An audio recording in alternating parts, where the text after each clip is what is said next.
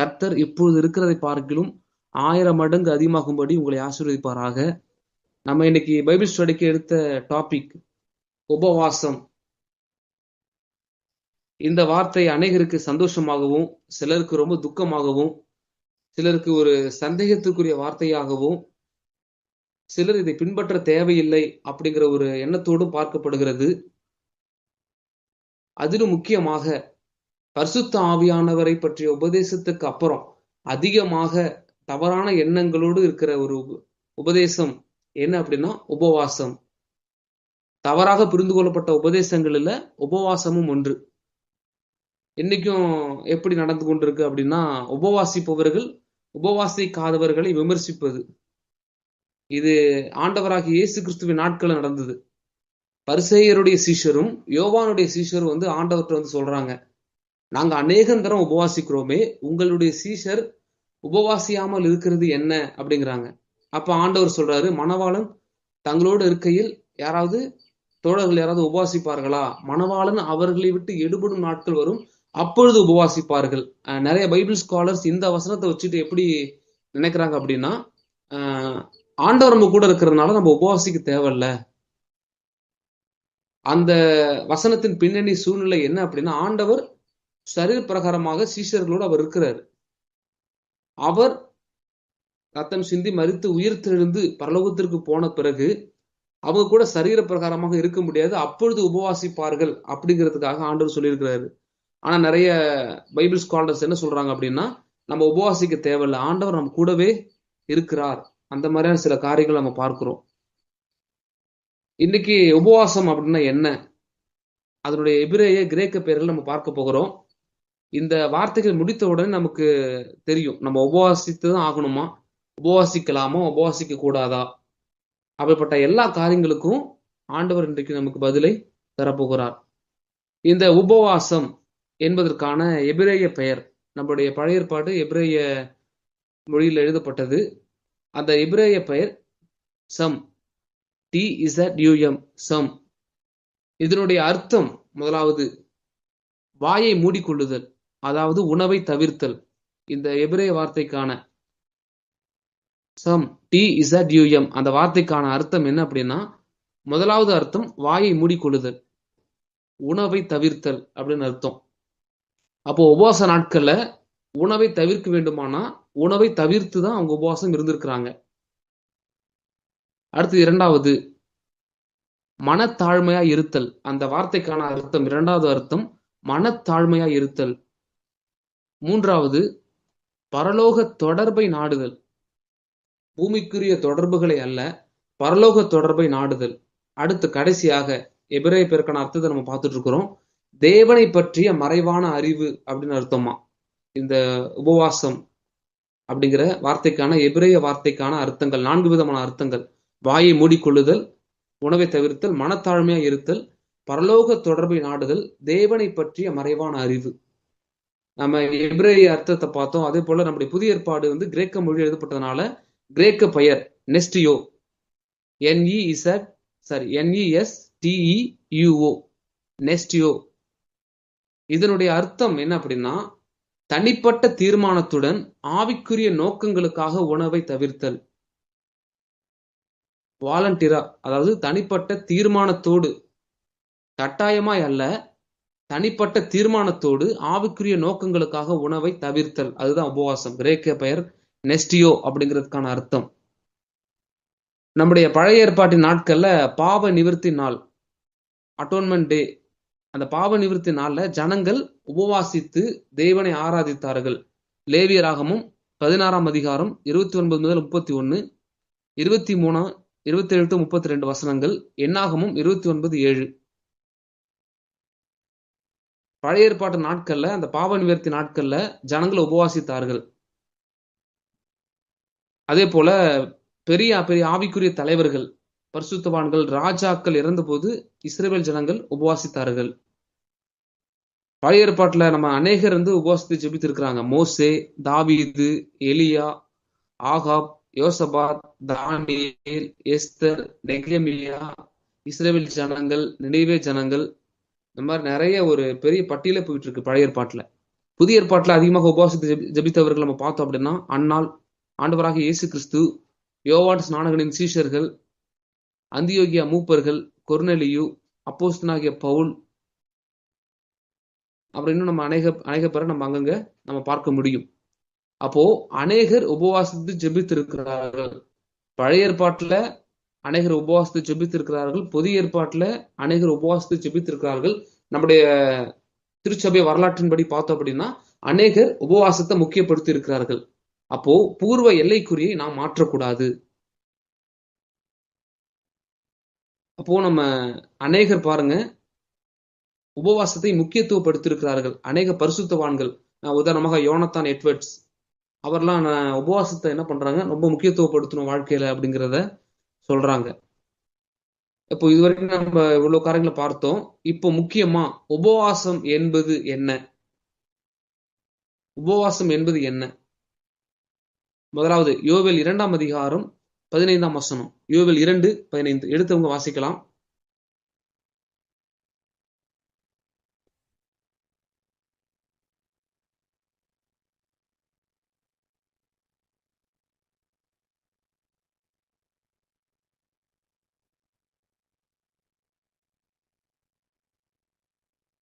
யோவேல் 2:15 பார்க்கிறோம்.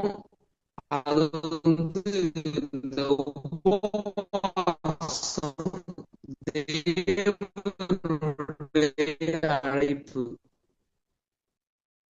ஆண்டவர் என்ன பண்றாரு,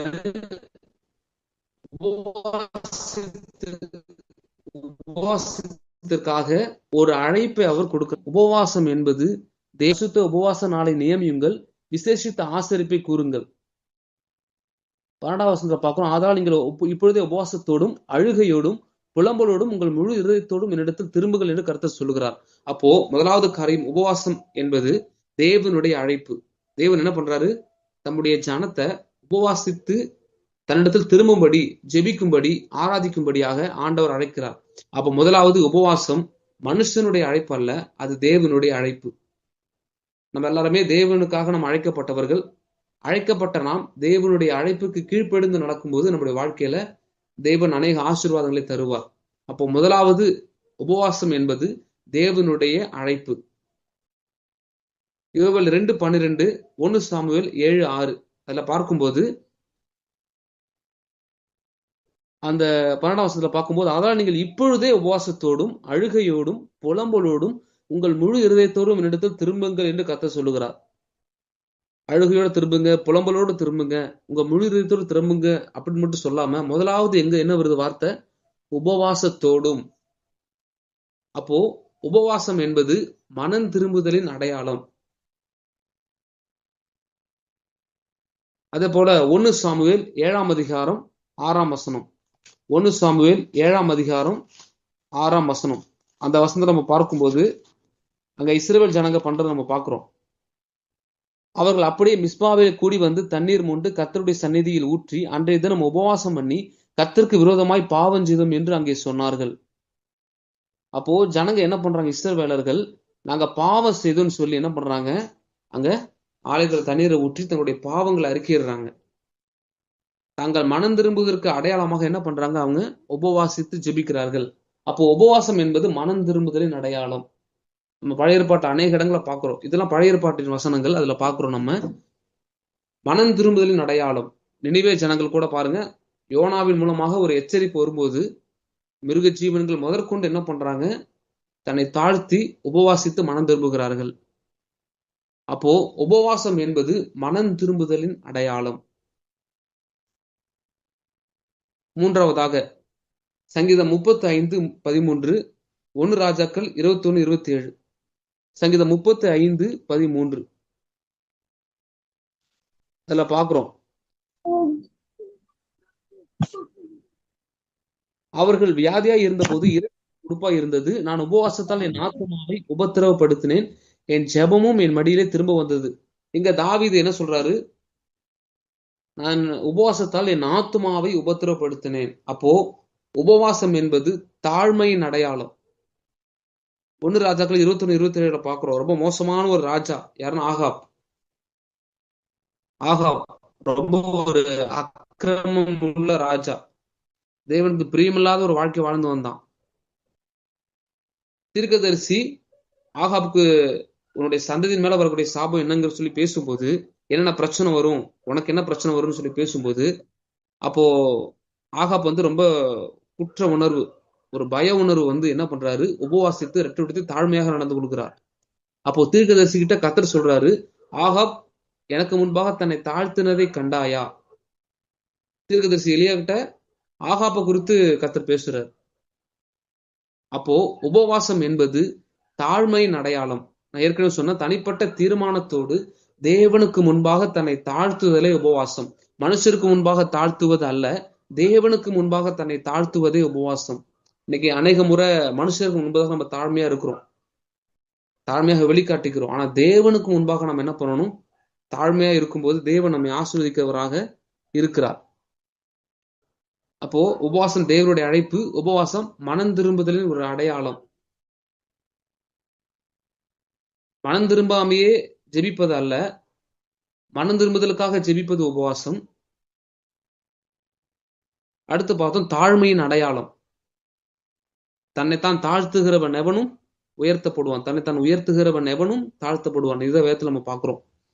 அடுத்து மார்க் 2ஆம் அதிகாரம் 18 முதல் 20, மத்தேயு 9:14, லூக்கா 5:33. இதுல நம்ம பார்க்கிறோம், இந்த சம்பவங்கள் நம்ம பார்க்கும்போது, இந்த வசனங்களை நம்ம வாசிக்கும் போது, யோவானின் சீஷரும் பரிசேயரின் சீஷரும் என்ன பண்றாங்க? ஆண்டவராக இயேசு கிறிஸ்துட்ட நாங்க அநேகந்தரம் நாங்க உபவாசத்தை ஜெபிக்கிறோமே, உம்முடைய சீஷர்கள் உபவாசியாமல் இருக்கிறது என்ன அப்படின்னு கேட்கிறாங்க. அப்போ இதுல ஒரு காரியம் வெளிப்படுது. உபவாசம் சீஷத்துவத்தின் அடையாளம். சீஷர்களாக நம்ம அழைக்கப்பட்டிருக்கிறோம், நம்ம தேவனுக்கு பிரியமா நம்ம வாழ்கிறோம் அப்படின்னா, நம்ம நிச்சயமா நம்முடைய வாழ்க்கையில ஒரு டிசிப்ளின், டிசைபிள் அப்படின்னாலே அவன் டிசிப்ளினான பர்சன். அப்போ நம்முடைய ஆவிக்குரிய ஒரு பயிற்சியாக நம்ம என்ன பண்ணணும்? உபவாசித்து ஜெபிக்கணும். சீஷர்கள் உபவாசிக்கவே மாட்டார்கள் அப்படின்னு சொல்லல. மணவாளன் இருக்கிற வரைக்கும் அங்க உபவாசிக்க தேவையில்லை. நான் எடுபட்ட உடனே என்ன பண்ணுவாங்க? அதிகமாக உபவாசித்து ஜெபிப்பார்கள் அப்படின்னு சொல்லிட்டு போனார். அவர் சொன்ன வார்த்தையின்படியே ஆண்டவர் பரமேறி போனதுக்கு அப்புறம் பாருங்க, பெந்தோஸ்தே நாள்ல பரிசுத்தாவின் அபிஷேகத்திற்காக சீஷர்கள் உபவாசித்து காத்திருந்தார்கள். அப்போ உபவாசம் என்பது சீஷத்துவத்தின் அடையாளம். அப்போ நம்முடைய அடையாளத்தை நம்ம என்ன பண்ணக்கூடாது? நம்ம விட்டு கொடுக்க கூடாது. அப்ப நம்ம சீஷர்களாக, நம்ம விசுவாசிகளாக உள்ள வரோம், ஆண்டவரை ஏற்றுக்கொண்டு அடுத்து சீஷர்களாக சபையில மாறணும். சீஷர்கள் அந்த லிஸ்ட்ல இருந்து அடுத்து தலைமைத்துவ அபிஷேகத்தோடு நம்ம எழும்பணும். தலைமைத்துவத்தோடு மற்ற சீஷர்களை, மற்றவர்களை அநேகரை உருவாக்கணும். இதுதான் தேவனுடைய ஒரு பிரதான நோக்கம். ஆனா இன்னைக்கு அநேக இடங்கள்ல சபை அந்த ஒரு இலக்கை தவற விடுகிறது. இன்னைக்கு நம்ம விசுவாசிகளை உருவாக்குகிறோம், அதாவது விசுவாசிகளை நம்ம சேர்த்துக் கொள்கிறோம், ஆனா சீஷர்களாக மாற்றுவது இல்லை. சீஷர்களாக மாற்றாததுனாலதான் இன்னைக்கு உபவாசம்னாலே அநேகருக்கு ஒரு பயம். நான் பைபிள் காலேஜ்ல படிக்கும்போது ஃபாஸ்டிங் அறிவிப்பு நான் தான் கொடுக்குறேன். ஃபாஸ்டிங் அறிவிப்பு கொடுக்கும்போது ஒரே ஒரு பையன் மட்டும் கடைசியா என்கிட்ட பேசுறதுக்கு வந்தான். முகமெல்லாம் ரொம்ப ஒரு மாதிரி பயந்து ரொம்ப நடுங்கி வந்தான் கிட்டக்க. என்னப்பா பிரச்சனை, ஆண்டவர் தான் பேசிட்டாரா அப்படிங்கிற மாதிரி நான் மனசை எதிர்பார்த்து கேட்டுட்டு இருக்கிறேன். அவன் சொல்றான், என்னன்னு ஒருவேளை உபவாசம் எப்படி இருக்கிறது? ஒருவேளை தான் ஃபாஸ்டிங், மதியம் மட்டும் ஃபாஸ்டிங் சொல்லியிருக்கிறேன். அப்போ அவன் சொல்ற, எப்படி ஒருவேளை சாப்பிடாம இருக்கிறது அப்படின்னு அந்த பையன் கேட்டான். அப்போ இன்னைக்கு அநேக நேரங்களை பாருங்க, உபவாசத்தை மனம் விரும்புகிறது இல்லை. நிறைய நேரங்களில் உபவாசம்னாலே அநேகருக்கு ஒரு பயம், ஐயோ சாப்பிடாம இருக்கணுமா, எப்படி இருக்கிறது, வயிறு பசிக்குமே அப்படின்னு. அப்போ உபவாசம் என்பது சீசத்துவத்தின் அடையாளம். ஒருவேளை நீங்க பைபிள் காலேஜ் படிக்கலாம், நீங்க தேவனுக்காக ஏதாவது ஒரு ஊழியத்தை செய்யணும்னு நீங்க விரும்பலாம். ஆனா அதுல ரொம்ப முக்கியமா நம்ம வாழ்க்கையில ஒரு பகுதியாக இருப்பது உபவாசம். சீசத்துவத்தின் தனிப்பெரும் அடையாளம் உபவாசம். அடுத்து 5வதாக லூக்கா 18:12. அதுல பாக்குறோம், வாரத்தில் 2 தரம் நான் உபவாசிக்கிறேன். அப்போ உபவாசம் என்பது தேவ பக்தியின் ஒரு அடையாளம். நம்ம அநேக முறை நம்ம தேவனுக்கு நம்ம பிரியமாக இருக்கிறோம், நம்ம தேவனுக்கு பக்தி உள்ளவர்களாக நம்ம என்ன பண்றோம், நம்ம வாழ்ந்து கொண்டிருக்கிறோம். அப்ப தேவ பக்தியின் ஒரு அடையாளம் என்ன அப்படின்னா உபவாசம். லூக்கா 18:12 அதுல நல்ல ஒரு அருமையான ஒரு சம்பவத்தை நம்ம பார்க்கிறோம். முதல் வசனத்துல சோர்ந்து போகாமல் எப்பொழுதும் ஜெபம் பண்ண வேண்டும் என்பது குறித்து அவர் ஒரு ஓமை சொன்னார். நியாயாதிபதி, அந்த விதவை, அந்த ஓமை அதுல 12ல பார்க்கிறோம். அதுல 2 மனுஷர் ஜெபம் பண்ணும்படி என்ன பண்ணாங்க, தேவாலயத்துக்கு போனாங்க. ஒருத்தன் பரிசேயன், ஒருத்தன் ஆயக்காரன். அந்த பரிசேயனுடைய அந்த குணங்கள் பாருங்க. வாரத்தில் 2 தடவை நான் உபவாசிக்கிறேன், என் சம்பாத்தியத்தில் எல்லாம் தசம பாகம் செலுத்தி வருகிறேன் என்று தனக்குள்ளே ஜெபம் பண்ணினான். அப்போ வேத பாரகர் பரிசேயருடைய நீதியை பார்க்கணும், நம்முடைய நீதி அதிகமா இருக்கணும்னு ஆண்டவர் சொல்லியிருக்கிறாரு. அப்போ நாம தேவ பக்தியுள்ளவர்களாக நாம ஜீவிப்பதற்கான ஒரு அடையாளம் உபவாசம். அப்போ நிச்சயமாக இப்போ நம்ம அநேக முறை வாரம் ஞாயிற்றுக்கிழமை அநேகர் உபவாசிக்கிறாங்க, சிலர் உபவாசிக்கிறது இல்லை. சில பேர் மாதத்துக்கு ஒரு 2 தரம் உபவாசிக்கிறாங்க. அது தனிப்பட்ட விருப்பம். ஆனா நம்ம அவர்களை பார்க்கணும் நம்மளுடைய நீதி அதிகமா இருக்கணும் அப்படின்னு ஆண்டவர் விரும்புறாரு. அப்போ உபவாசம் என்பது தேவ பக்தியின் அடையாளம். நம்ம தேவனுடைய பிள்ளைகளாக தேவனுக்கு பயந்து தேவ பக்தியாக நம்ம வாழ்கிறோம் அப்படின்னா நம்முடைய வாழ்க்கையில நிச்சயமாக நம்ம உபவாசித்து ஜெபிக்கணும். இன்னொரு விஷயம் சொல்றேன், இது கட்டாயம் அல்ல. ஆண்டவர் யாரையும் கட்டாயப்படுத்த மாட்டார். ஆனா நிச்சயமாக நம்ம உபவாசித்து ஜெபிக்கணும். அதை ஒரு கடமையாக நம்ம வைத்துக் கொள்வது நல்லது. அடுத்து அப்போஸ்தலர் 13:1-2 அங்க பாக்குறோம். அவர்கள் உபவாசித்து கர்த்தருக்கு ஆராதனை செய்த போது ஆவியானவர் இடைப்பட்டார். பவுலையும் பர்னபாவையும் நான் அழைத்த ஊழியத்திற்காக பிரித்து விடுங்கள் என்று ஆவியானவர் திருவுளம் பற்றினார் நம்ம பாக்குறோம். அப்போ இங்க பாக்குறோம், உபவாசித்து கர்த்தருக்கு ஆராதனை செய்து. உபவாசமும் ஆராதனையும் இணைந்து வருகிறது. சில இடங்கள்ல உபவாசமும் ஜெபமும் இணைந்து வருகிறது. உபவாச நாட்கள்ல அதிகமாக நம்ம ஆராதிக்கணும், அதிகமாக ஜெபிக்கணும். பழைய ஏற்பாட்டு புதிய ஏற்பாட்டு அநேக பகுதிகளை பார்க்கும்போது கர்த்தருடைய வார்த்தையை அவர்கள் கேட்டார்கள், வாசித்தார்கள். கர்த்தருடைய வார்த்தையை வாசித்து ஜெபித்தார்கள், பாவ அறிக்கை செய்தார்கள் நம்ம இருக்கு. அப்போ இந்த உபவாச நாட்கள் இதெல்லாம் ரொம்ப முக்கியம். அப்போ உபவாசம் ஆராதனையின் முக்கியமான ஒரு பகுதி. இன்னும் சொல்ல போனா ஆராதனையின் அதிமுக்கியமான ஒரு பகுதி. அதனாலதான் சண்டே முடிந்த அளவுக்கு என்ன பண்ணுங்க, உபவாசமா வாங்க. ஒவ்வொரு சண்டையும் உபவாசமா வாங்க. சனிக்கிழமை அல்லது வெள்ளிக்கிழமை உபவாச ஜெபம் இருக்கு. அதுலயும் முக்கியமா திருவிருந்த அன்றைக்காவது, இன்னைக்கு எப்படி ஆயிடுச்சுன்னா திருவிருந்த அன்றைக்காவது என்ன பண்ணுங்க, உபவாசித்து வாங்க அப்படிங்கிற மாதிரி வந்துருச்சு. என்னுடைய வாழ்க்கையில நடந்த ஒரு சுவாரஸ்யமான ஒரு சம்பவம் என்ன அப்படின்னா, பைபிள் காலேஜ் படிக்கும்போது பைபிள் காலேஜ்ல தனிப்பட்ட உபவாசம் இருக்க ஒரு நாளும் அனுமதி கிடையாது. தனிப்பட்ட ரீதியா உபவாசம் இருக்க அனுமதி கிடையாது. கரெக்டா ஃபைனல் இயர் படிக்கிறேன். அப்ப எனக்குள்ள ஒரு ஆசை, ஆண்டவரே நான் இந்த பைபிள் காலேஜ் படிக்கும் போதே 7 நாள் முழுமையா நான் உபவாசம் இருந்து நான் ஜெபிக்கணும்னு ஆசைப்படுறேன் ஆண்டவரே அப்படின்னு நான் ஆண்டவர்கிட்ட ஜெபம் பண்ணேன். கரெக்டா லீவுக்கு வீட்டுக்கு வந்துட்டு ஒரு 2 நாள் லேட்டா போறேன். நான் ஆண்டவர்கிட்ட எப்படியே ஜெபம் பண்ணியிருக்கேன், ஆண்டவரே எப்படியாவது நான் 7 நாள் ஃபாஸ்டிங் போட்டு நான் பைபிள் காலேஜ்ல நான் ஜெபம் பண்ணணும் ஆண்டவரே அப்படின்னு கேட்டு போயிருக்கிறேன். அப்போ போன உடனே பாஸ்டர் என்ன கேட்டாங்க அப்படின்னா, அவருக்கு திடீர்னு ஒரு கோபம், எதுக்கு நீ 2 நாள் லேட்டா வந்த அப்படின்ட்டு. அவரு நல்லா ஜெபம் பண்ணிட்டு தான் வந்திருக்கிறாரு. அப்போ அவர் சொன்னாரு, நீ உண்மையாவே ஊழியக்காரன்னு நீ நிரூபிக்கணும் அப்படின்னா, நீ கர்த்தருக்காக வைராக்கியமுள்ள ஒரு ஊழியக்காரன் அப்படின்னா, நீ ஒரு 7 நாள் உபவாசம் போடு அப்படின்னாரு. 7 நாள் நீ ஃபுல் உபவாசம் நீ இருந்துட்ட அப்படின்னா, நீ உண்மையாவே தேவனுடைய மனுஷன், நான் உன்னை ஏத்துக்கிறேன் அப்படின்னு ஒரு வார்த்தை விட்டாரு. எனக்கா ரொம்ப சந்தோஷம். ஆண்டவர் கரெக்டா நமக்காக கிரியை செய்யறான்னு சொல்லி, கண்டிப்பா இருக்கிறேன் பாஸ்டர் சொல்லிட்டு நான் 7 நாள் இல்லாம 8 நாள் இருந்தேன். ஒரு நாள் எக்ஸ்ட்ராவே இருந்துட்டு அன்னைக்கு நைட்டு போய் நீங்க தலைமையில கை வச்சுட்டு ஜெபம் பண்ணுங்க பாஸ்டர்னு சொல்லிட்டு நான் ஜெபம் பண்ணிட்டு வந்தேன். அப்பதான் என்னுடைய ஊழியத்திற்கான சில தீர்க்க தரிசனங்களை கர்த்தர் அவர் மூலமாய் பேசினார். அந்த உபவாச நாட்கள்ல ஆண்டவர் என்னோடு கூட பேசின காரியங்களையும் அவர் சொன்ன காரியங்களை வைத்துதான் ஆண்டவர் இன்னைக்கு ஊழியத்தில் அதிகமாக கிருபையாக நடத்துகிறார். ரொம்ப ஆசை. ஏன்னா இது வரைக்கும் அப்படி இருக்க வாய்ப்பு இல்லை. பைபிள் காலேஜ்ல ஒரு வேளை கூட தனிப்பட்ட ரீதியா உபவாசிக்க அனுமதி கொடுப்பது இல்லை. ஆனா ஆண்டவருக்கு அந்த ஜெபத்தை ஏறெடுத்ததுனால, ஆனா அந்த உபவாச நாட்கள்ல பல விதமான போராட்டங்களை நான் பார்த்தேன் ஆவிக்குரிய வாழ்க்கையில. கரெக்டா எனக்கு சாப்பாடு இல்லாதனால எனக்கு டீ வைப்பாங்க. அங்க டியூட்டி பண்ற பசங்களா இருப்பாங்க. என் மேல கொஞ்சம் ரொம்ப பாசமா இருக்கிறதுனால டீ வைக்கிறதுக்காக போவாங்க. கரெக்டா பாத்தீங்கன்னா டீ வைக்கும்போது கீழே சிந்துரும். அந்த பாத்திரமே அப்படியே கீழே விழுந்துரும். இது ஒரு நாள் 2 நாள்ல கிட்ட ஒரு 5 நாட்கள் அப்படிதான் ஆச்சு. அதுக்காகவே நல்லா ஜெபம் பண்ணேன். ஆண்டவரே எப்படியாவது இதுல இருந்து எனக்கு உதவி செய்யுங்கன்னு சொல்லி அது ஜெபித்த போது ஆண்டவர் எனக்கு அதுலயும் ஒரு அனுகூலமான ஒரு காரியங்களை கர்த்தர் ஏற்படுத்தி தந்தார். அப்போ ஒரு விஷயம், நம்ம உபவாசத்தை ஜெபிக்கிறதுக்கு நம்முடைய சரீரமும் தடையா இருக்கும், பிசாசு பெரும் தடையா நிற்பான். உலகமும் நமக்கு போராடும். ஆனா நம்ம இதையெல்லாம் நம்ம தாண்டி நம்ம உபவாசிக்கும் போது கர்த்தர் நம்ம மேல பிரியமா இருக்கிறார். அந்த நாட்கள் திரும்ப வராதான்னு சொல்லி அநேக முறை நான் ஏங்கி இருக்கிறேன்.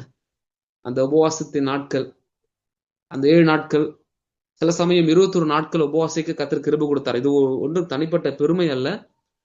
ஆண்டவர் கொடுத்த கிருபைக்காக நான் அதை தெரியப்படுத்துகிறேன். 21 நாள், 7 நாள், 3 நாள், இந்த மாதிரி நம்ம என்ன பண்ணலாம், அடிக்கடி நம்ம உபவாசத்தை ஜெபிக்கலாம். அது நம்ம வருடத்தின் கடைசியில் நம்ம வந்துட்டோம்.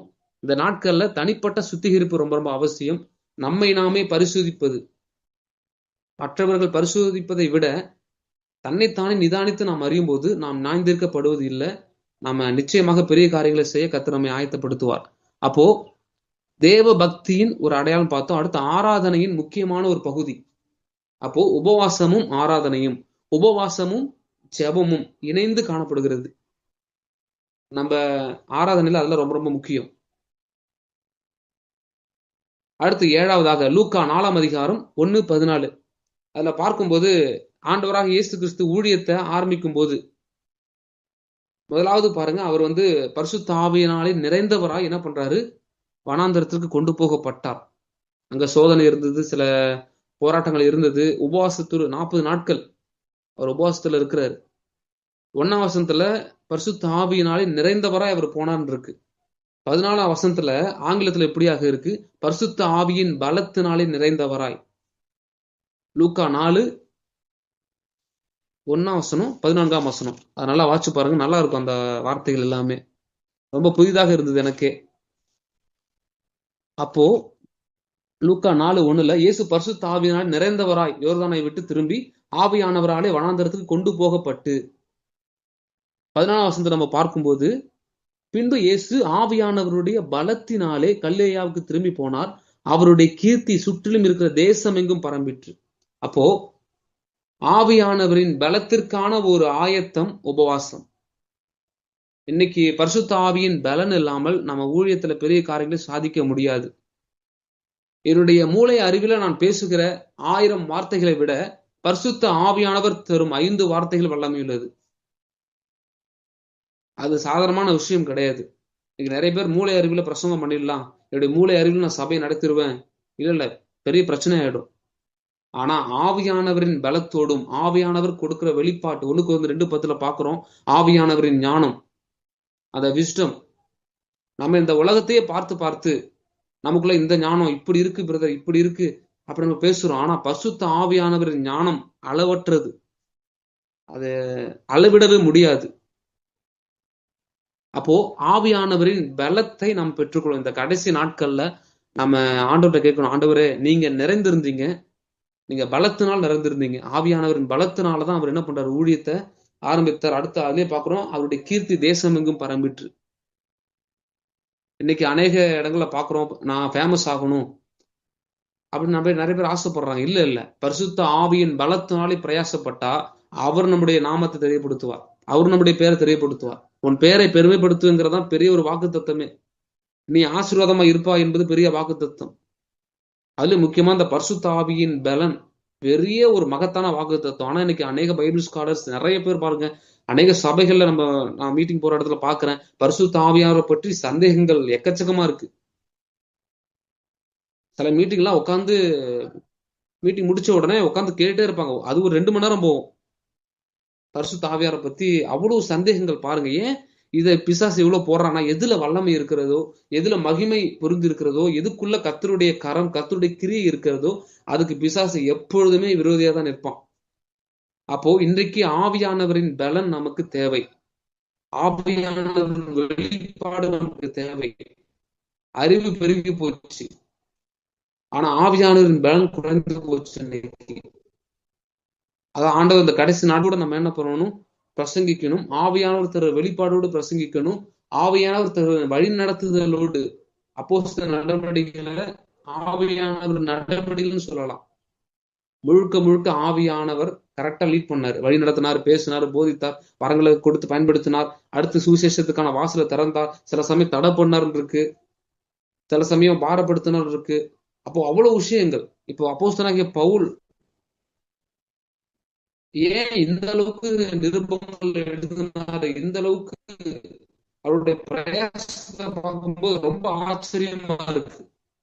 எந்த ஒரு வசதியும் இல்லாத அந்த காலகட்டத்துல எவ்வளவு தூரம் ஒரு மனிதனை ஆவியானவர் பயன்படுத்துவாரானால், இந்த கடைசி நாட்கள்ல கர்த்தர் நமக்கு எல்லா டெக்னாலஜியும் கொடுத்திருக்கிறாரு, எல்லா விதமான கிருபைகளும் கொடுத்திருக்கிறார், டேலண்ட்டும் இருக்கு, எல்லா காரியங்களும் இருக்கு.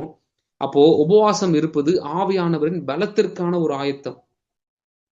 ஆமா, பலப்படாம ஊழியத்துல போய் நிக்க கூடாது, பலப்படாமல் பிரசங்கம் பண்ண போகக்கூடாது, பலப்படாமல் டீச்சிங் பண்ண போகக்கூடாது, பலப்படாமல் ஒரு சின்ன ஒரு வீட்டு ஜபத்துக்கு கூட போகக்கூடாது. நம்ம பலத்தோடு போனோம் அப்படின்னா அங்க நம்ம பேர் தெரியப்படுத்த தேவையில்ல, கர்த்தர் நம்முடைய பேரை என்ன பண்ணுவாரு, தெரியப்படுத்துவார். அநேக இடங்களுக்கு ஆண்டவர் நம்மை கொண்டு போவார். அப்போ ஆவியானவரின் பலத்திற்கான ஒரு ஆயத்தம் உபவாசம். அடுத்து 8வது, அப்போஸ்தலர் 14ஆம் அதிகாரம் 23ஆம் வசனம். அப்போஸ்தலர் 14:23. அதில் நம்ம பார்க்கும்போது, அல்லாமலும் அந்தந்த சபைகளில் அவர்களுக்கு மூப்பர்களை ஏற்படுத்தி வைத்து உபவாசித்து ஜெபம் பண்ணி அவர்கள் விசுவாசித்து பற்றி கொண்ட கர்த்தருக்கு அவர்களை ஒப்புவித்தார்கள். அதாவது இங்க என்ன பண்றாங்க, தலைமைத்துவ நியமனம், ஆர்டினேஷன் கொடுக்குறாங்க. நல்ல ஒரு விசுவாசத்துல இருக்கிறவங்கள, சீஷர்களை என்ன பண்றாங்க, சபைக்கு மூப்பர்களாக, தலைவர்களாக ஏற்படுத்துறாங்க. அப்போ ஆர்டினேஷன், தலைமைத்துவ நியமனத்தின் முக்கியமான ஒரு பகுதி உபவாசம். ஒருவேளை ஊழியத்திற்கு நம்ம ஆயத்தப்படுத்துகிறோம், இந்த பைபிள் காலேஜ் கிராஜுவேஷனா இருக்கட்டும், ஆர்டினேஷனா இருக்கட்டும், கிராஜுவேஷனை விட முக்கியமா ஆர்டினேஷன், அந்த தலைமைத்துவ நியமனம், அதற்கு நம்ம என்ன பண்ணணும், முக்கியமாக நம்ம உபவாசித்து நம்ம ஜெபிக்கணும். இங்க பாருங்க, உபவாசத்தோடும் ஜெபத்தோடு என்ன பண்றாங்க, ஆர்டினேஷன் பண்றாங்க.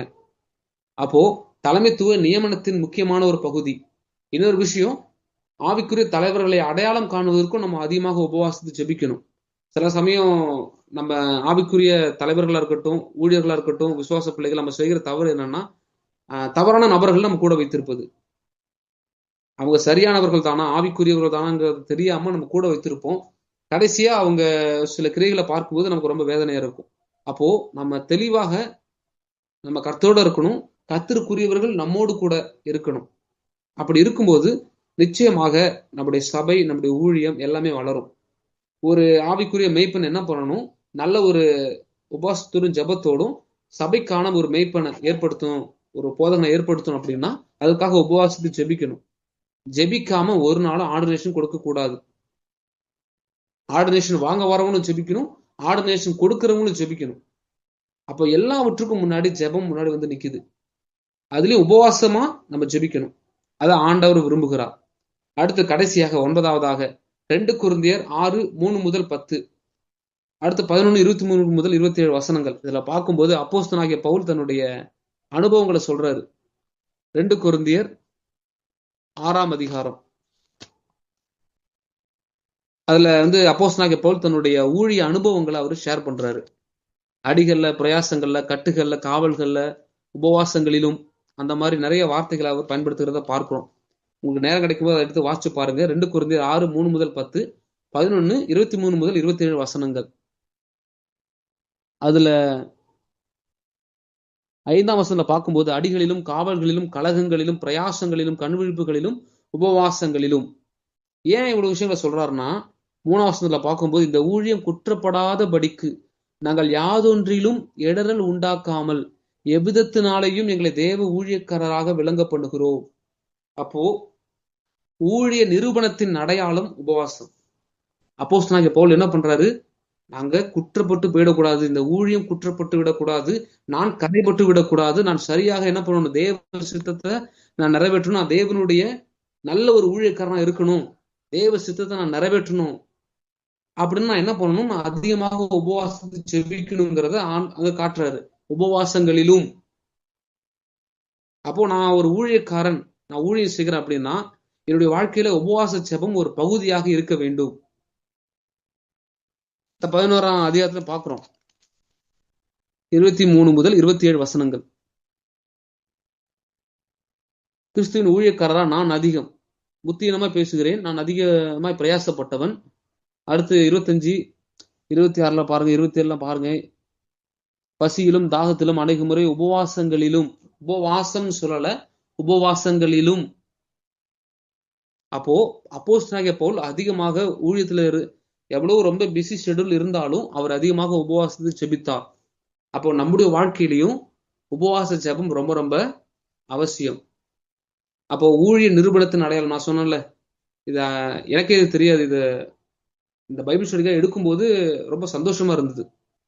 அப்போ பைபிள் காலத்துல 7 நாள் உபவாசிக்க வைத்தது கர்த்தர் தான்.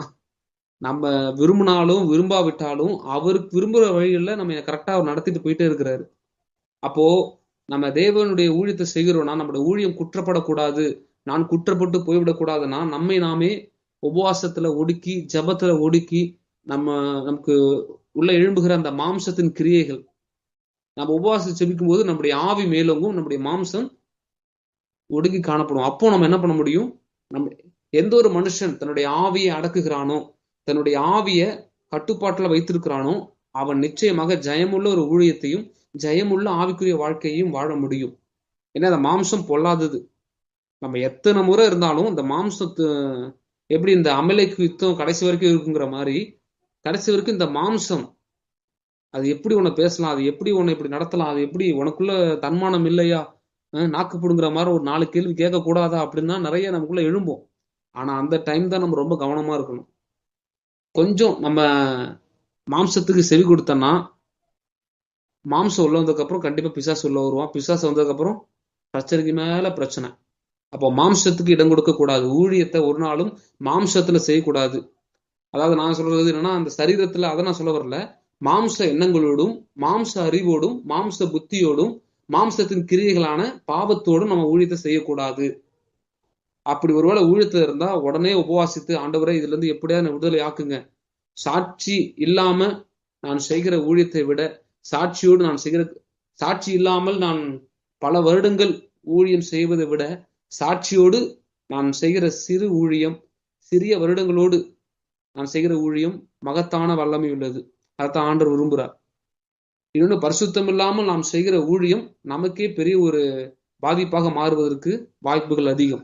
அப்போ ஊழிய நிரூபணத்தின் அடையாளம் ஒரு 9 காரியங்கள் பார்த்தோம். உபவாசம்னா என்ன அப்படின்னு, எபிரேய பெயர், கிரேக்க பெயர் பார்த்தோம். அதே போல உபவாசம் என்பது தேவனுடைய அழைப்பு, மனம் திரும்புதலின் ஒரு அடையாளம், தாழ்மையின் அடையாளம், சீஷத்துவத்தின் அடையாளம், தேவ பக்தியின் ஒரு அடையாளம், ஆராதனையின் முக்கியமான ஒரு பகுதி, அடுத்து ஆவியானவரின் பலத்திற்கான ஒரு ஆயத்தம், தலைமைத்துவ நியமனத்தின் முக்கியமான ஒரு பகுதி, ஊழிய நிரூபணத்தின் ஒரு அடையாளம். கிட்டத்தட்ட நம்ம 9 காரியங்களை பார்த்தோம். உபவாசத்தின் வகைகளை மட்டும் நம்ம பார்த்து நம்ம முடிக்கலாம். உபவாசத்தின் வகைகள் வேதத்தில் நம்ம நிறைய உபவாசங்களை பார்க்கிறோம். ஒருவேளை மட்டும் உபவாசித்து ஜெபித்தவர்கள் உண்டு. ஒருவேளை மட்டும் உபவாசிக்கலாம். ஒரு நாள் முழுவதுமாக என்ன பண்ணலாம்? உபவாசிக்கலாம். முதலாவது ஒருவேளை உபவாசம், இரண்டாவது ஒரு நாள் முழுவதுமான உபவாசம், மூன்றாவது நீண்ட நாள் உபவாசம், 3 நாட்கள், 7 நாட்கள், 21 நாட்கள், 40 நாட்கள், சில பேர் 10 நாட்கள் கூட என்ன பண்றாங்க? உபவாசத்து ஜெபிக்கிறாங்க. இந்த உபவாச நாட்கள்ல வேதத்துல நம்ம பார்க்கிறோம், சில பேர் தண்ணி குடிச்சிருக்கிறாங்க. உபவாசத்துல தண்ணீர் குடித்திருக்கிறாங்க, சாப்பாடை மட்டும் கட் பண்ணிருக்கிறாங்க. சில பேர் அப்பத்தையும் தண்ணீரையும் விட்டு விட்டு கூட என்ன பண்றாங்க? உபவாசத்து ஜெபித்திருக்கிறார்கள். இப்போ ஒருவேளை உபவாசம் நம்மளால இருக்க முடியும், ஒரு நாள் முழுக்க கூட சில சமயம் இருக்க முடியும். அந்த சரீரத்துல பலவீனம் உள்ளவர்கள், அல்சர், சுகர், அப்புறம் இந்த பிரஷர், இந்த மாதிரி முடியாது, அதாவது அதை கண்டினியூ பண்ண முடியாதுங்கிறவங்க அது பிரச்சனை இல்லை. ஆண்டவர் யாரையும் கட்டாயப்படுத்த மாட்டார். ஆனா நிச்சயமாக நம்மளால இருக்க முடியும். நம்ம விசுவாசித்தா நம்ம நிச்சயமாக இருக்க முடியும். மற்றபடி ரொம்ப பலவீனம் அப்படின்னா இருக்க வேண்டிய அவசியம் இல்லை, கட்டாயமும் இல்லை. அடுத்து நீண்ட உபவாசம். இப்போ 3 நாட்கள், 7 நாட்கள், 21 நாட்கள் கண்டிப்பாக நம்ம உபவாசத்தை ஜெபிக்கலாம். ஆனா 40 நாட்கள் அப்படிங்கிறப்ப ஆண்டவர் நமக்கு சொல்லும் போது நாம் இருப்பது நல்லது. ஆண்டவர் நமக்கு சொல்லாமல் நாமே செய்வது என்பது கொஞ்சம் கஷ்டம்தான். 3 நாட்கள், 7 நாட்கள், 21 நாட்கள் நல்லா அதிகமாக உபவாசித்து ஜெபித்து காத்திருந்தவர்களால 40 நாட்கள் நிச்சயமாக உபவாசித்து ஜெபிக்க முடியும். அப்போ இந்த மாதிரி நிறைய உபவாசங்கள் இருக்கு. சில பேர் கறி சாப்பிட மாட்டேன், அந்த மாதிரி சில விஷயங்களை விலக்கி வைப்பாங்க. அது உபவாசத்தோடும் சேருவதாக இருக்கிறது. பிளஸ் அது ஒரு பிரதிஷ்டையின் ஒரு அடையாளம். நான் தேவனுக்காக நான் இப்படி என்ன பண்றேன், நான் பிரித்தெடுக்கப்பட்ட ஒரு வாழ்க்கையோட நான் இதை வாழ்றேன், அப்படி சில விஷயங்கள் இருக்கு.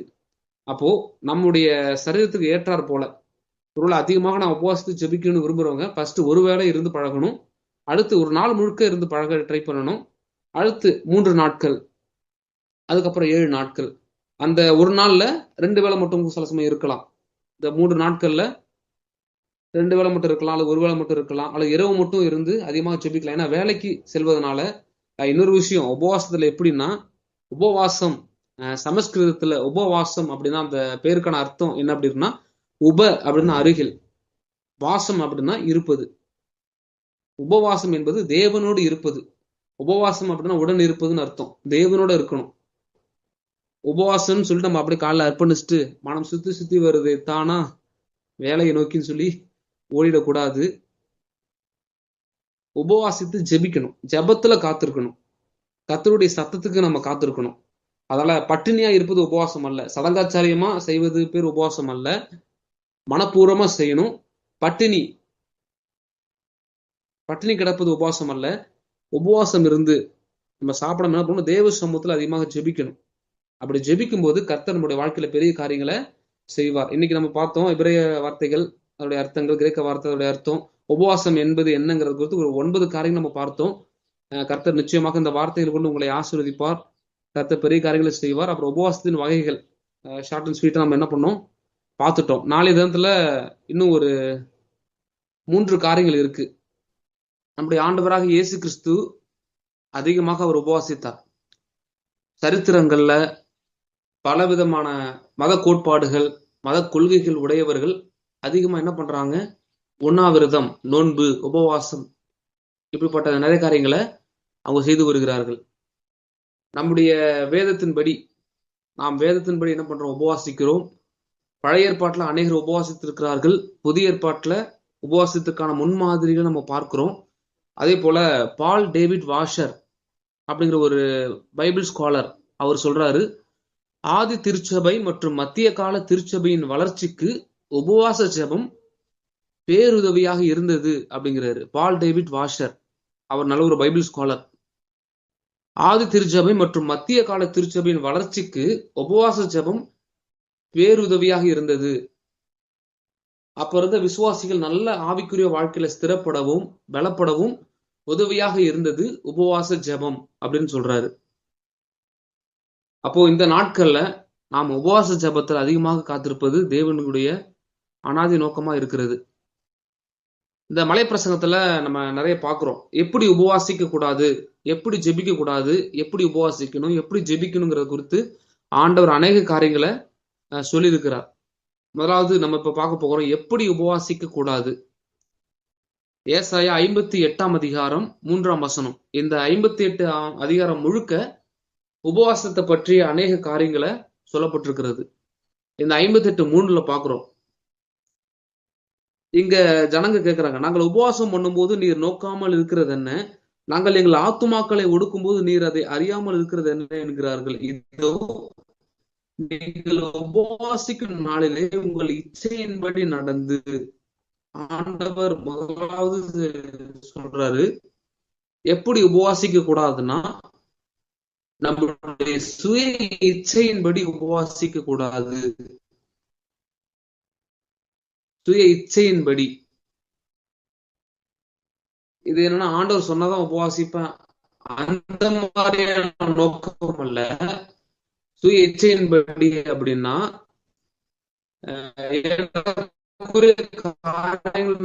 செய்து கொண்டே, ஆண்டவருக்கு பிரியமில்லாமல் நான் வாழ்ந்து கொண்டே நான் உபவாசிப்பது தேவனுக்கு பிரியம் அல்ல. இப்போ முதலாவது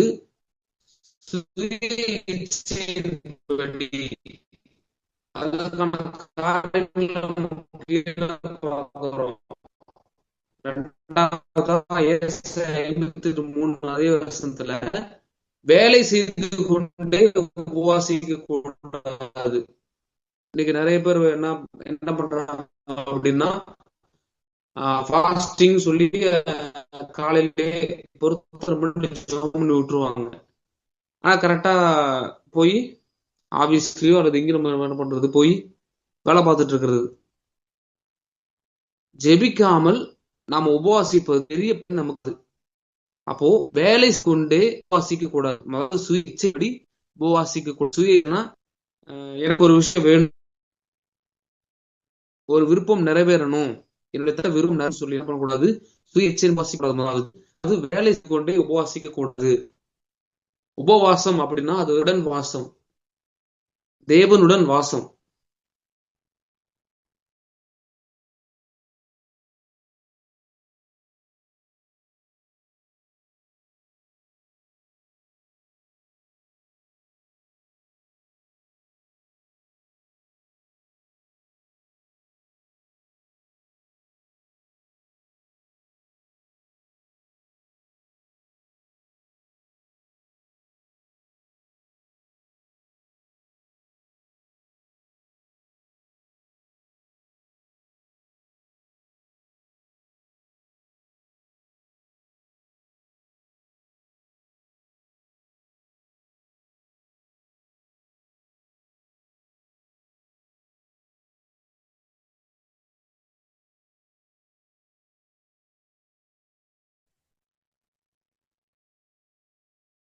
பிரைஸ் லார்ட் கேக்குதுங்களா? திடீர்னு கட் ஆயிடுச்சு எனக்கு. Praise lord praise lord pastor. கேக்குதுங்க பாஸ்டர். கேக்குது, திடீர்னு கட் ஆயிடுச்சு. ஓகே. எப்படி உபவாசிக்க கூடாதுங்கிறத நம்ம பார்த்துட்டு இருந்தோம். முதலாவது சுய இச்சையின்படி உபவாசிக்க கூடாது, வேலை செய்து கொண்டே உபவாசிக்க கூடாது. எரேமியா 14:12 நம்ம பார்க்கிறோம், மனம் திரும்பாத இருதயத்தோடு உபவாசிக்க கூடாது. அவர்கள் தகன பலிகளையும் காணிக்கைகளையும் செலுத்தினாலும் நான் அவர்கள் பிரியமா இருப்பது இல்லை. ஏன்னா என்ன பண்றாங்க, அவங்க மனம் திரும்பாத இருதயத்தோடு உபவாசிக்கிறார்கள். மனம் திரும்பாமல் அந்தரங்க வாழ்க்கையில் பாவத்தோடு, மனம் திரும்பும்படியாக உபவாசிக்கலாம், ஆனா மனம் திரும்பாத இருதயத்தோடு உபவாசிக்க கூடாது. உபவாசம் என்பதே என்னன்னா நம்முடைய ஆத்துமாவை தாழ்மைப்படுத்துவது. தேவனுக்கு முன்பதாக நம்மை தாழ்மைப்படுத்தி நம்முடைய குறைவுகளை மாற்றிக்கொள்வதற்காக தேவன் கொடுத்த ஒரு கிருபை, அதான் அந்த உபவாச ஜெபம். அப்போ மனம் திரும்பாத இருதயத்தோடு நாம் உபவாசித்து ஜெபித்தா அந்த ஜெபம் வீண். ஆண்டவர் அந்த ஜெபத்தை கேட்க மாட்டார். தேவன் அக்கிரமக்காரருக்கு செவி கொடார். அப்போ என்ன பண்ணணும், சுத்திகரித்து கொள்ளணும். மாற்றத்திற்கான ஒரு திறவுகோல் இந்த உபவாச ஜெபம். அப்போ மனம் திரும்பாத இருதயத்தோடு உபவாசம் செய்யக்கூடாது. அடுத்து மத்தேயு 6:17 மலைப்பிரசங்கத்துல ஆண்டவர் சொல்றாரு, நீயோ உபவாசிக்கும் போது மனுஷர்களுக்கு காணப்படும்படியாக அல்ல, தேவனுக்கு காணப்படும்படி உபவாசம் செய்யணும். நீயோ உபவாசிக்கும் போது, அப்போ மனுஷர் காணும்படியாக நாம் உபவாசிக்க கூடாது. மனுஷர்கள் நம்மள ரொம்ப ஆவிக்குரியவர்கள், ரொம்ப ஆவிக்குரிய வாழ்க்கையில மேலானவர்கள் நினைக்கணும் அப்படின்னு சொல்லி என்ன பண்ணக்கூடாது, மனுஷர் காணும்படியாக நாம் உபவாசிக்க கூடாது. நம்முடைய உபவாசம் தேவனுக்கு காணப்பட வேண்டும். அநேக நேரங்களில் என்ன பண்ணுவாங்கன்னா, உபவாசம் பண்ணும்போது மற்றவங்கள்ட்ட சொல்லுவாங்க நான் உபவாசம் இருக்கிறேன் அப்படின்னு. இப்போ ஒரு சபை பொதுவான கூட்டம் அல்லது குடும்பத்துல இருக்கிறதுனால 2 பேர் உபவாசிக்கணும்னா கண்டிப்பாக என்ன பண்ணலாம், சொல்லிடலாம். மற்றபடி தனிப்பட்ட ரீதியில நம்ம உபவாசிக்கிறோம் அப்படின்னா முடிந்த அளவுக்கு அதை மற்றவர்களுக்கு சொல்லாமல் இருப்பது நல்லது. ஏன்னா ஆண்டவர் அவர்களே சொல்றாரு, அவர்கள் தங்கள் பலனை அடைந்து தீர்ந்தது என்று சொல்லுகிறேன் அப்படிங்கிறாரு. அப்போ நாம் தேவனிடத்துல நம்ம பலனை பெறணும் அப்படின்னா மனுஷர் காணும்படியாக உபவாசம் பண்ணக்கூடாது. நம்முடைய உபவாசம் தேவனுக்கு மாத்திரம்தான். அப்பதான் அந்தரங்கத்தில் பார்க்கிற உன் பிதா உனக்கு வெளியரங்கமாய் பலனளிப்பார். அடுத்து 5வதாக ஏசாயா 58:4 ஏசாயா 58 ஏற்கனவே சொல்லியிருந்தேன். இந்த 58 உபவாசத்தை பற்றி அநேக காரியங்களை சொல்லியிருக்கு. இதோ வழக்குக்கும் வாதுக்கும் துஷ்டத்தனத்தையுடைய கையினால் குத்துகிறதற்கும் உபவாசிக்கிறீர்கள். நீங்கள் உங்கள் கூக்குரலை உயரத்திலே கேட்கப்படும்படியா இந்நாளில் உபவாசிக்கிறது போல் உபவாசியாதிருங்கள். ஆண்டவர் சொல்றாரு, தவறான நோக்கத்தோடு உபவாசிக்க கூடாது. என்னுடைய என்னுடைய சில பிரச்சனைகள் மாறணும், அதாவது கேஸ் போயிட்டு இருக்கு, அல்லது மத்தவங்க பண்ணுகிற அந்த தீமையான காரியங்கள் மாறணும், அது ஒரு விதத்தில் நல்லதுதான். ஆனா தவறான நோக்கத்தோடு என்னுடைய விருப்பம் நிறைவேறணும், நான் ஜெயிக்கணும், அதாவது நீதி, பரிசுத்தம், அன்பு இதெல்லாம் பார்க்காம நான் ஜெயிக்கணும், என்னுடைய சுயம் மேலோங்கணும்னு சொல்லி என்ன பண்ணக்கூடாது, தவறான நோக்கத்தோடு உபவாசம் செய்யக்கூடாது. தேவ சித்தத்திற்காக, தேவ சித்தம் நிறைவேறுவதற்கு நம்முடைய தனிப்பட்ட வாழ்க்கையில ஆண்டவர் ஒன்றும் நமக்கு தீமை செய்ய போறது இல்லை. தீமையே வந்தாலும் அது நன்மைக்கு எதுவாக அவர் முடித்து வைக்க அவர் வல்லவராக இருக்கிறார். அப்போ தவறான நோக்கத்தோடு சிலர், நான் கேள்விப்பட்டிருக்கிறேன், சிலர் விரோதமா செயல்பட்டாங்கன்னா அவங்க நல்லா இருக்க கூடாதுன்னு சில பேர்லாம் உபவாசித்து ஜெபிப்பார்கள். ஏதாவது ஒரு பிரச்சனை வரணும் ஆண்டவர் அப்படின்னு. பிரச்சனை மாறுவதற்கு தான் உபவாசமே தவிர பிரச்சனை வருவதற்கு உபவாசம் செய்யக்கூடாது. அப்போ தவறான நோக்கத்தோடு நாம் உபவாசம் செய்யக்கூடாது. எப்படி உபவாசிக்கணும்? முதலாவது மத்தேயு 6:17 பார்க்கிறோம், நம்முடைய உபவாசம் தேவனுக்கே காணப்பட வேண்டும். நம்முடைய உபவாசம் யாருக்கு காணப்படணும்? தேவனுக்கு காணப்படணும். சகரியா தீர்க்கதரிசன புத்தகத்தில் ஆண்டவர் சொல்றாரு, நீங்கள் எனக்காகவா உபவாசம் பண்ணினீர்கள்?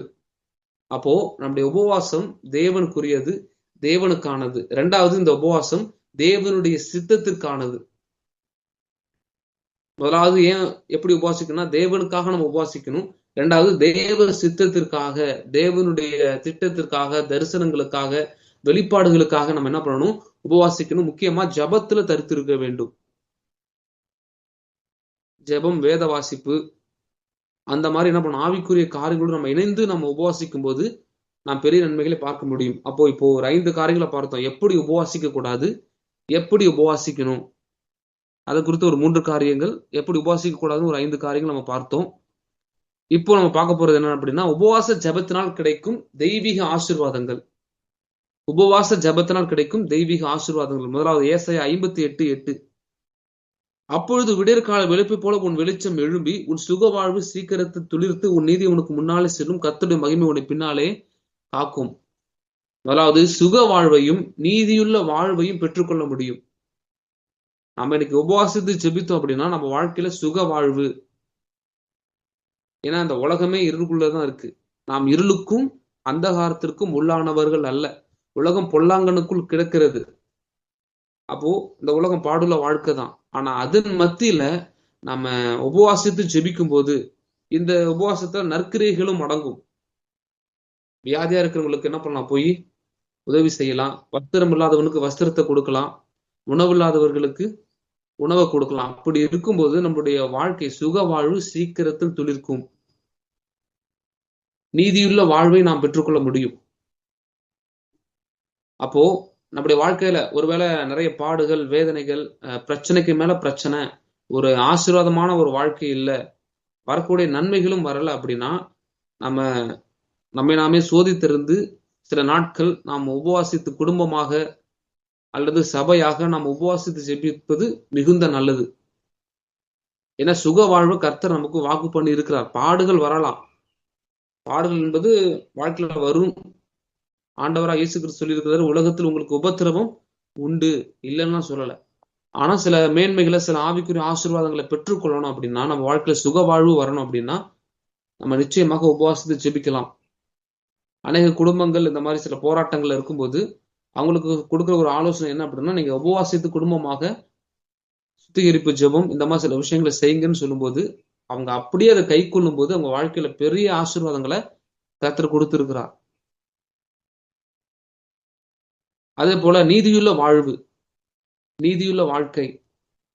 அநேக நேரங்களில் நம்மளால பரிசுத்த வாழ்க்கை வாழ முடிவது இல்லை.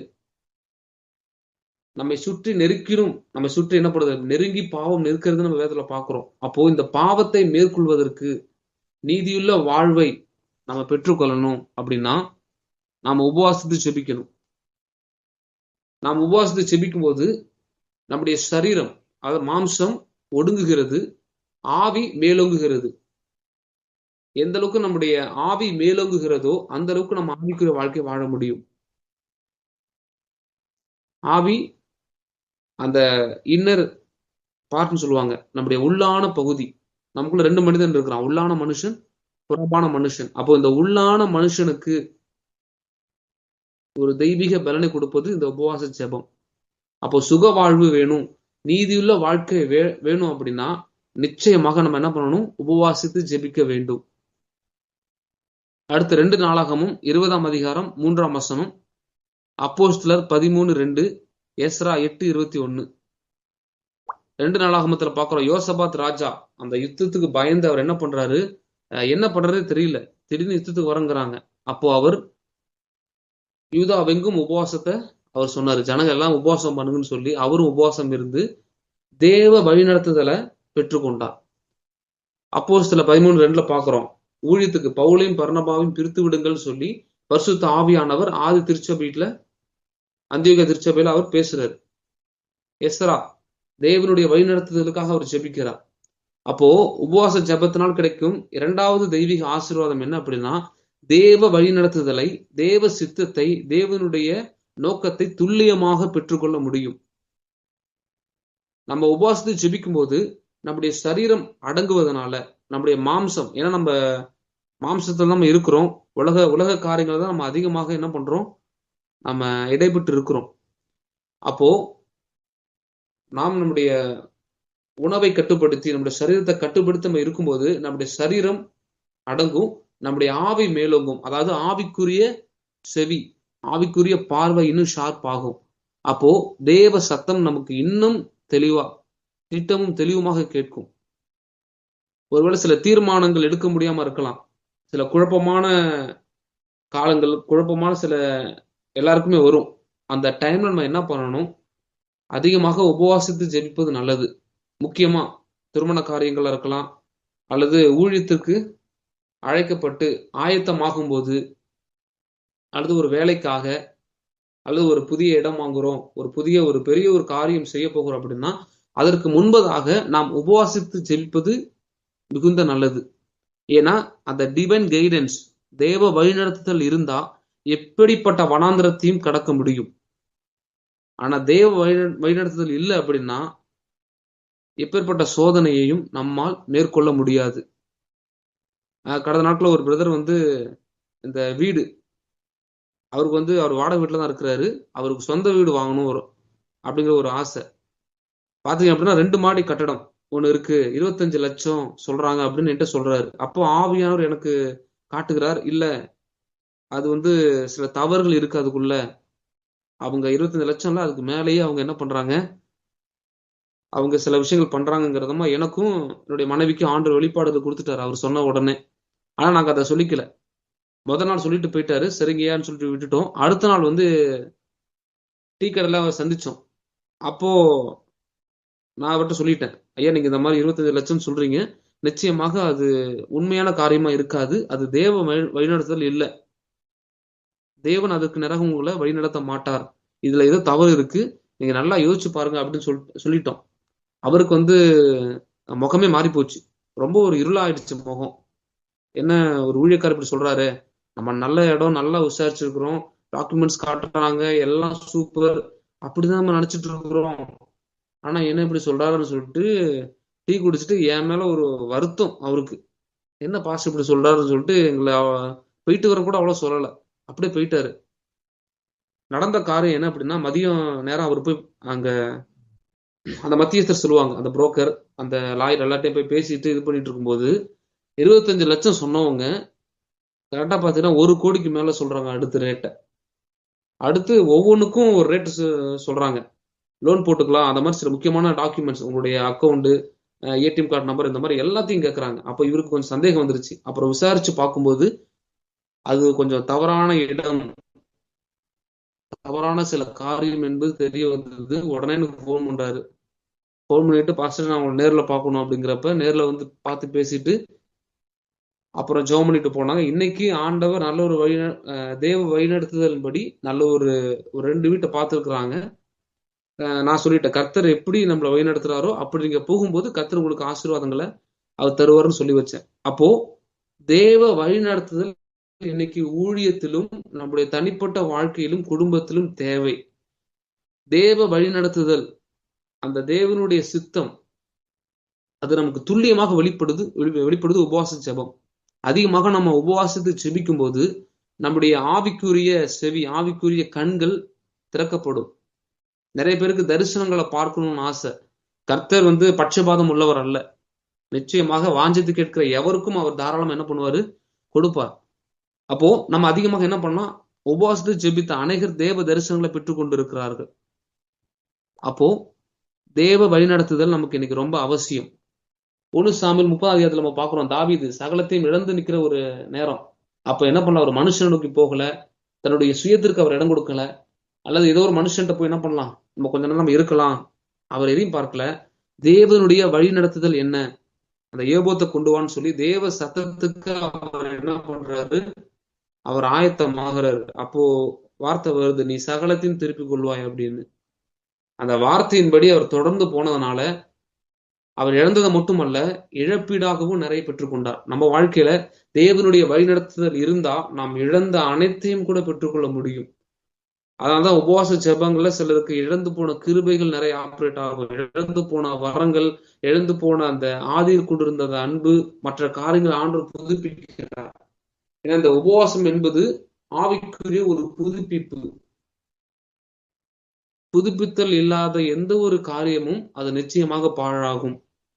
அப்ப நம்ம வாழ்க்கையில நிச்சயமாக உபவாச ஜெபம் அவசியம். தேவனுடைய வழிநடத்துதலை பெற்றுக்கொள்வதற்கு உபவாசம் ஒரு மகத்தான திறவுகோல்.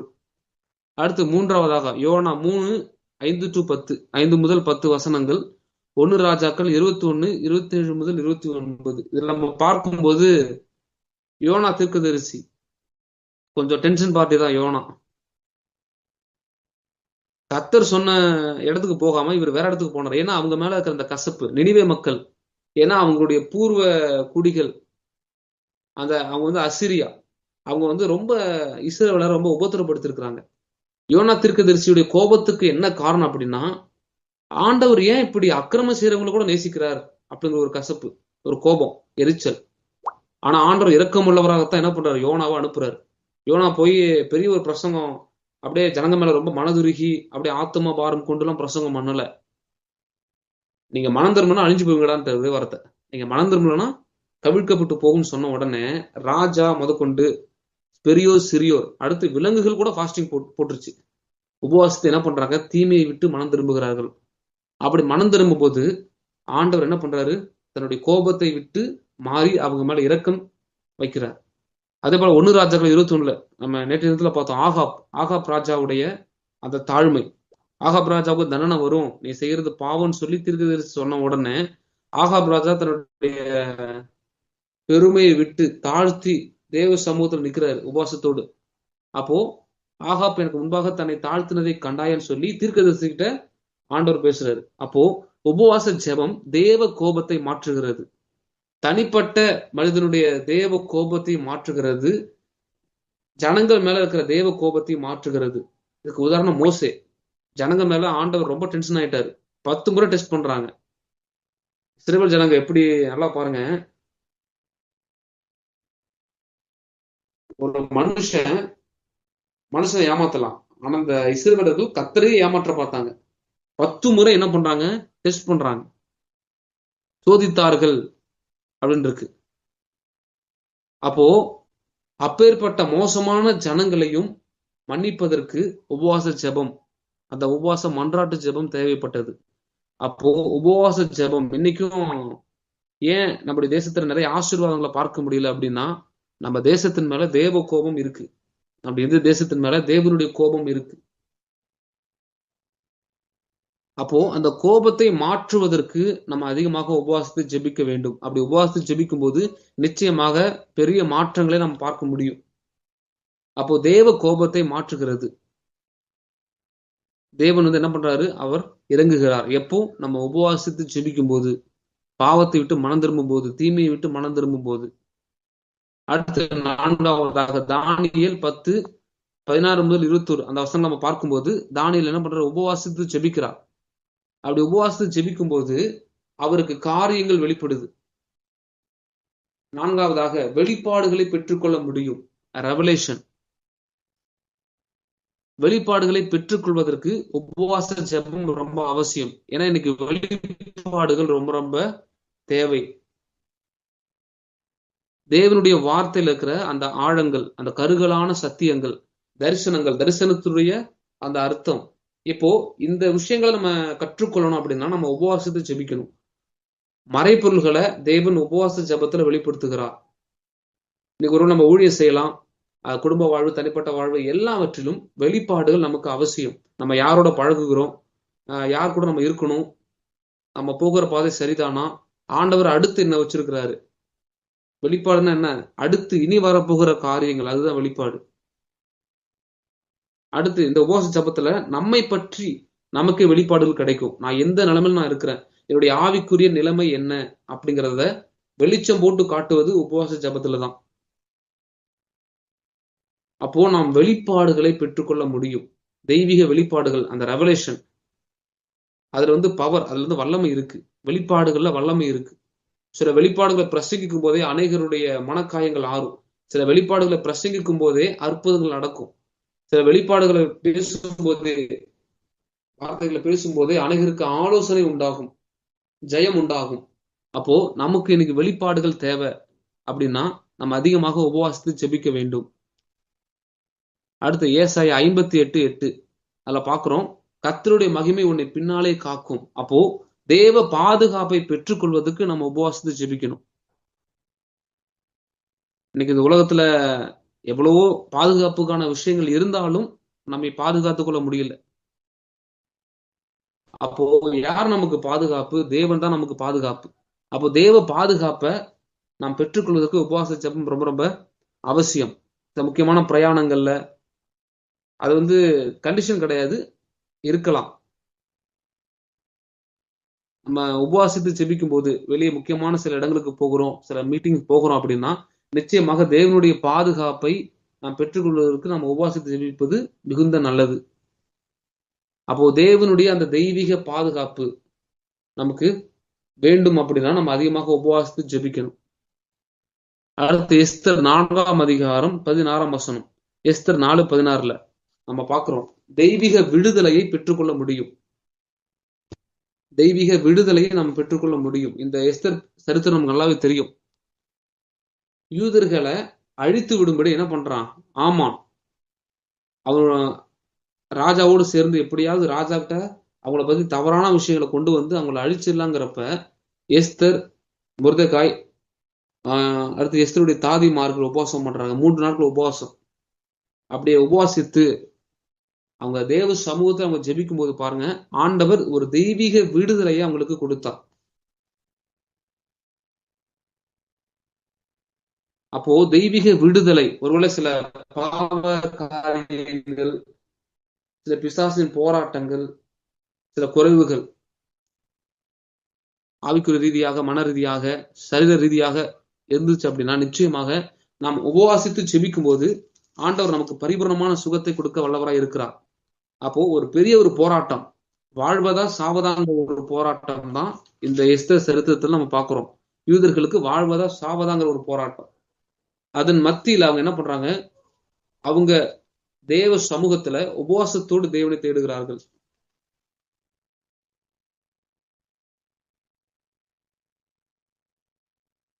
அதுல எஸ்தருடைய அந்த வார்த்தை பாருங்க, நான் செத்தாலும் சாகிறேன் என்று சொல்ல சொன்னார். ராஜாவுடைய கட்டளையை மீறி நான் என்ன பண்றேன், அப்படி நான் என்ன பண்றேன், நான் பிரவேசிக்கிறேன் அப்படின்னு சொல்லி அந்த ஆத்தும பாரம், அந்த உபவாச ஜெபம் அவங்களை விடுதலை ஆக்கினது. அப்போ தெய்வீக விடுதலையை நம்ம பெற்றுக்கொள்ளணும்.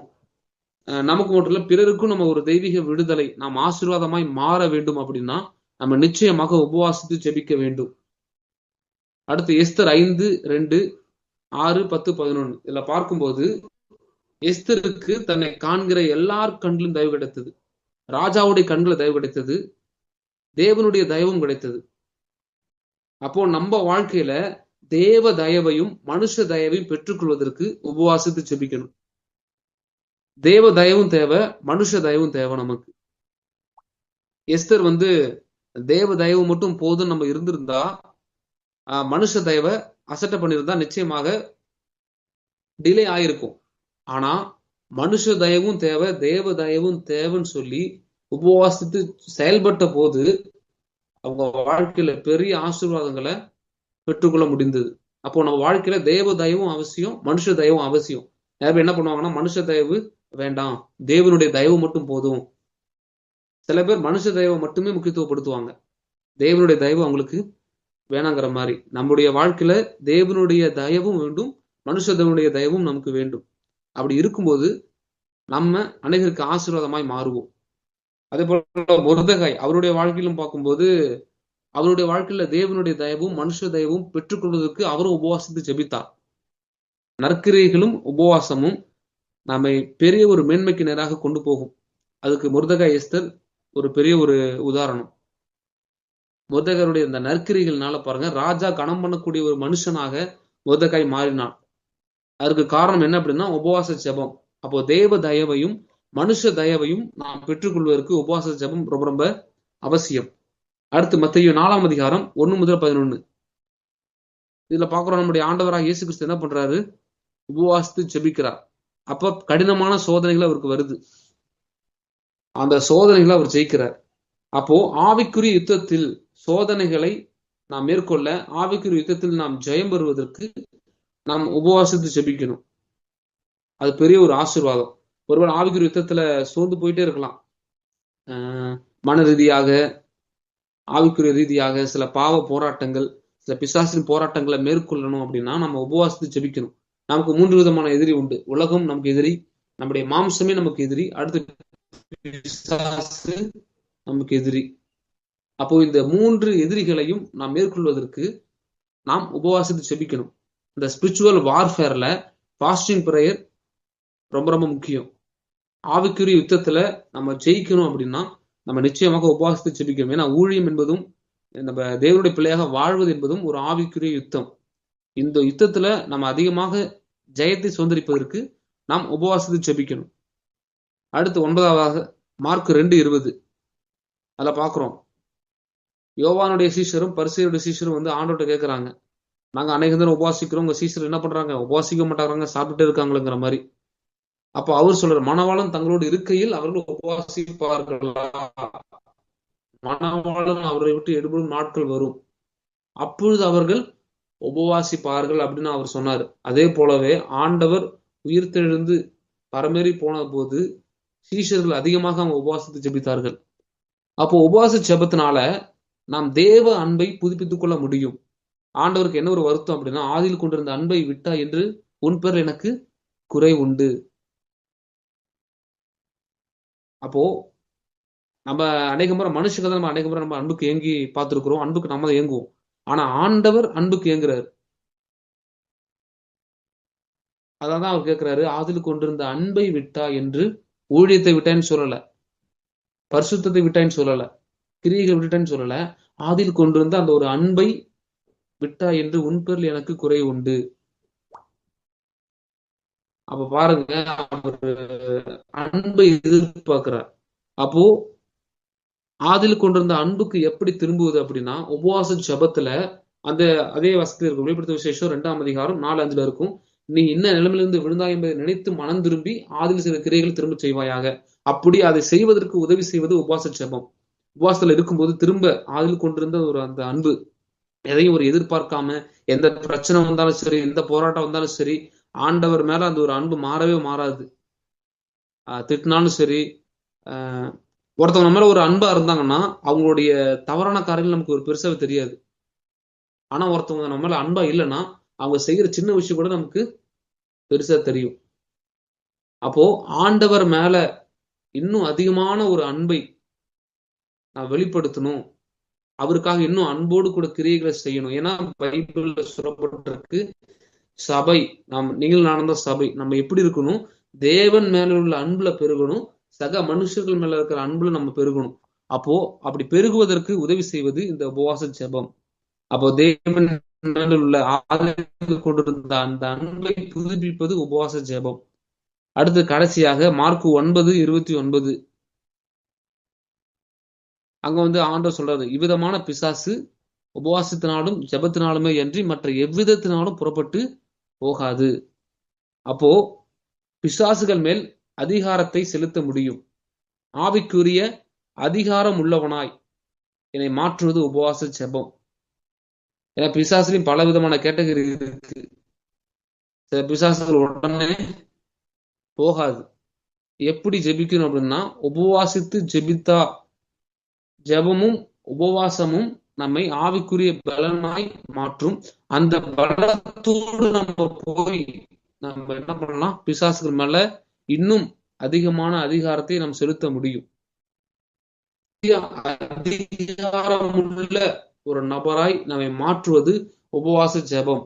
ஆமா, சில பிசாசு எல்லாம் உடனே போகாது. ஜாதி பிசாசு, அது 2 விதமான அர்த்தங்கள் இருக்கு.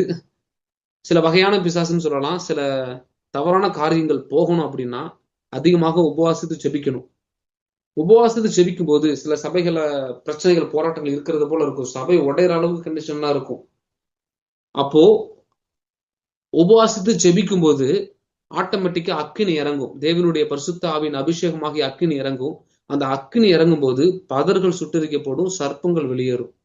ஒருவேளை சபையில பல போராட்டங்கள் இருக்கலாம், தனிப்பட்ட வாழ்க்கையில போராட்டங்கள் இருக்கலாம். அந்த டைம்ல நம்ம என்ன பண்ணணும்னா, அதிகமாக தேவ சமூகத்துல உபவாசித்து அபிஷேகத்தால நிரப்பப்பட சுத்திகரிக்கப்பட ஜெபத்துல அதிகமாக காத்திருக்க, கர்த்தருடைய வசனத்துல அதிகமா நிலைத்திருக்க, அதை கேட்க கேட்க ஆட்டோமேட்டிக்கா பதர்கள் எல்லாம் தவிடுபொடி ஆகும், சர்ப்பங்கள் வெளியேறும்.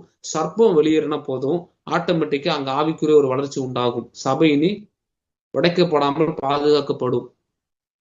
அப்போ பிசாசுகள் மேல தெய்வீக அதிகாரத்தை செலுத்த முடியும். சூழ்நிலைகளை, போராட்டங்களை மேற்கொள்வதற்கு நம்மை ஆவிக்குரிய அதிகாரமுள்ள ஒரு நபராய் நம்மை மாற்றுவது உபவாச ஜெபம். கடைசியாக, இது வேத ஆதாரத்துல நான் சொல்லல, மருத்துவ ரீதியாக உபவாசம் நம்முடைய சரீரத்தை சரி செய்யும். நம்ம உடம்புல இருக்கிற நச்சுக்கள், தேவையில்லாத காரியங்கள், கெட்ட கொழுப்பு, அந்த மாதிரி சில விஷயங்களை நம்மை விட்டு அகற்றுவது இந்த உபவாசம். இது அந்த மெடிக்கல் ரீதியா அது கண்டுபிடிக்கப்பட்டிருக்கு. அப்போ இன்றைக்கு நம்ம கடைசி நாட்கள் நம்ம வாழ்ந்து கொண்டிருக்கிறோம். ஆண்டவர் என்ன பண்றாரு, பரிசுத்த உபவாச நாளை நியமியுங்கள் அப்படிங்கிறது. பரிசுத்த உபவாச நாளை நியமியுங்கள். நீங்களே என்ன பண்ணுங்க, நியமியுங்கள். ஆண்டவர் யாரையும் கட்டாயப்படுத்தல. நம்ம நிச்சயமாக என்ன பண்ணலாம், நம்ம தீர்மானம் எடுத்து தனிப்பட்ட தீர்மானத்தோடு, அதே போல நம்மளுடைய மெடிக்கல் இஷ்யூவும் பார்த்துக்கணும். நம்முடைய சரீரம் ஒத்துழைக்குமாங்கிறதையும் நம்ம பார்த்துக்கணும். ஏன்னா நம்ம ஞானம் உள்ளவர்களாயும் நடக்க வேண்டும். அப்படி நம்ம நடக்கும்போது கர்த்தர் நமக்கு பெரிய காரியங்களை செய்வார். அப்போ நான் இந்த இதை நம்ம இப்படி பார்த்தோம், எப்படி உபவாசிக்கணும், எப்படி உபவாசித்து ஜெபிக்க கூடாது, உபவாச ஜெபத்தின் ஆசீர்வாதங்கள், கிட்டத்தட்ட ஒரு 10 காரியங்கள், இந்த மெடிக்கல் அதையும் சேர்த்து 11 காரியங்கள் நம்ம பார்த்தோம். நிச்சயமாக இந்த நாட்கள்ல உபவாசத்து ஜெபிக்கிற உங்க வாழ்க்கையில சுக வாழ்வை கர்த்தர் துளிர்க்க பண்ணுவார். கர்த்தர் வெளிப்பாடுகளை, தெய்வீக விடுதலை, தேவனுடைய தயவு, மனுஷனுடைய தயவு, இன்னும் பெரிய பெரிய காரியங்களை கர்த்தர் உங்க வாழ்க்கையில செய்வார். ஆவிக்குரிய யுத்தங்கள்ல, அது போல தேவன் மேல அந்த அன்புல, அது போல அசுத்த ஆவிகள் மேல ஒரு பெரிய ஒரு அதிகாரத்தையும் கர்த்தர் உங்களுக்கு தருவார். தேவனுடைய சித்தத்தை, அந்த தேவ வழிநடத்துதலை துல்லியமாக பெற்றுக்கொண்டு உங்களுடைய தனிப்பட்ட வாழ்க்கை, குடும்பம், ஊழியம், நீங்க செய்கிற வேலைகள் எல்லாவற்றிலும் தேவனுடைய கரம் உங்களோடு கூட இருந்து கர்த்தர் பெரிய காரியங்களை செய்வாராக. கர்த்தர் தாமே உங்களை ஆசீர்வதிப்பாராக. நம்ம